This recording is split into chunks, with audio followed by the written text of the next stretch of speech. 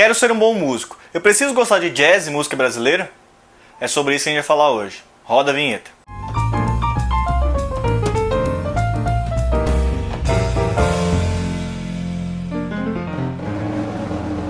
Fala aí, galerinha, beleza?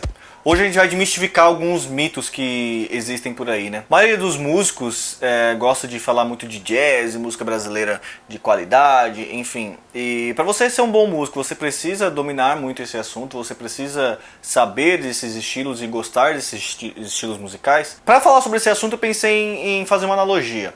Vamos pensar num jogador de futebol. Para ele ser um bom jogador de futebol, ele precisa dominar os fundamentos básicos do futebol, como domínio, o passe, o chute, movimentação, condição física, cabeceio e etc. E depois que ele domina esses fundamentos básicos, ele consegue desenvolver outras atividades dentro do jogo. Por exemplo, se ele domina muito bem o fundamento de chute, ele pode ser o cobrador oficial do time de faltas, ele pode ser o cobrador oficial de pênalti, ele pode bater o escanteio. Se ele domina muito bem o fundamento de domínio e se ele domina muito bem o fundamento de passe, ele pode jogar numa região mais criativa do campo, como se fosse um camisa 10, aonde vai estar mais perto do gol adversário, para ferir mais a outra equipe. Agora imagine que no time que esse jogador jogue, o treinador só dê um tipo de treinamento, ele só trabalhe, por exemplo, o passe. Ele precisa dos outros fundamentos para ser um bom jogador, um jogador de primeira linha. Para aprender esses outros fundamentos, ele precisaria trocar de treinador ou trocar de time, né? Trocar de clube. Seria muito mais fácil você ter um treinador ou você ter uma metodologia de treino que abordasse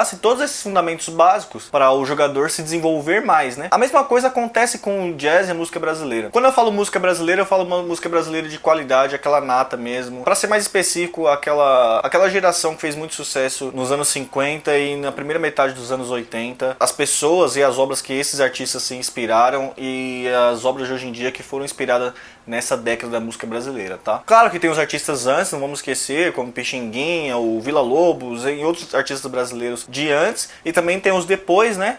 Mas que ou eles inspiraram essa geração ou eles são inspirados nessa geração. O músico ele precisa de fundamentos básicos para aprender a música e para poder ser um músico melhor e um músico de primeira linha. Então vamos citar alguns exemplos aqui. Quando você vai para o estudo formal de música, uma das primeiras coisas que você aprende é teoria musical. Lá você aprende elementos básicos do som, escrita musical, né? Os elementos da escrita musical, partitura em si. Você também aprende intervalos, que é uma coisa fundamental na música e para o músico. Na parte de teoria musical, o jazz e a música brasileira já levam grande vantagem. Por ser mais sofisticado e mais complexo, eles são instrumentos de estudo. Automaticamente, a maioria das obras de jazz já são todas inscritas nos real books da vida, tem o registro escrito musical já feito.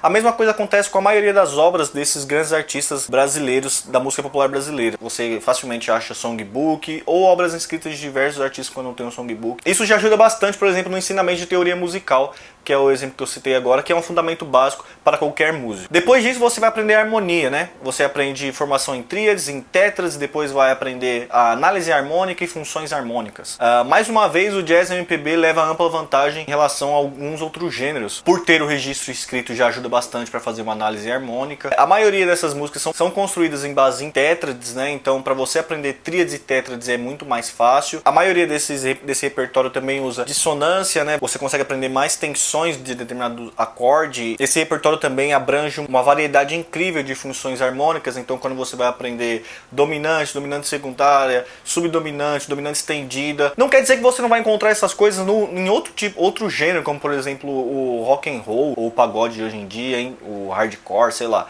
Não quer dizer que você não vai encontrar isso. O que eu quero dizer aqui é que esses tipos de elemento e essa sofisticação é uma coisa mais natural dentro desses repertórios. Você até pode encontrar uma determinada coisa dentro de outros repertórios, dentro de outro gênero, mas você vai precisar ser muito mais específico, entendeu? Para achar uma harmonia feita em tétrades em um hardcore, ou uma dominante estendida dentro de um rock and roll. É mais difícil você vai ter que procurar especificamente. É muito mais fácil se isso já for uma coisa mais normal, e se você for acostumado a ouvir jazz, música brasileira e conhecer esse repertório, isso vai te ajudar bastante. Lembrando sempre sempre que eu não estou falando aqui de gosto, tá, gente? O intuito aqui não é falar de gosto, a gente pode gostar do que a gente quiser e, enfim, vários fatores determinam para o seu gosto pessoal em música. O intuito desse vídeo é poder ajudar de alguma forma e explicar porque muitos músicos sempre usam o jazz e a música brasileira como forma de aprendizado, como forma de mostrar determinadas coisas. Existem vários outros tipos de fundamentos básicos que um músico precisa ter bem desenvolvido, como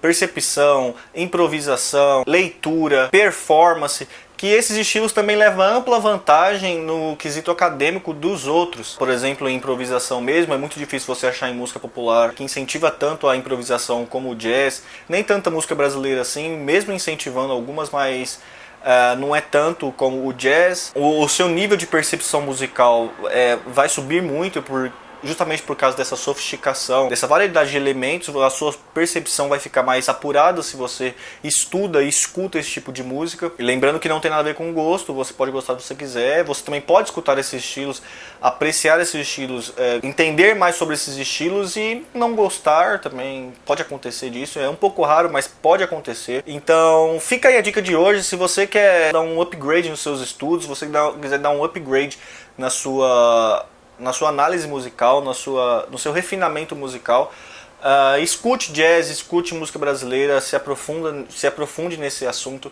que eu tenho certeza que vai ser muito útil para você, assim como foi e está sendo para mim e para diversos amigos meus músicos e professores que eu conheci durante todo esse período musical meu. Beleza? Se você gostou do vídeo, não se esqueça de se inscrever no canal. Eu queria pedir desculpa porque segunda-feira era para sair o último vídeo da série História da Música Brasileira através da História do Brasil. Eu não consegui fazer porque o carnaval, aí eu ia entregar ontem na quinta, mas eu também não consegui fazer porque eu tive um problema de saúde. Eu tô uns 4 dias aqui colocando tudo que eu comi pra fora. Devo ter comido alguma coisa ruim, sei lá. Intoxicação alimentar, enfim. Tomem cuidado aí com o que vocês comem.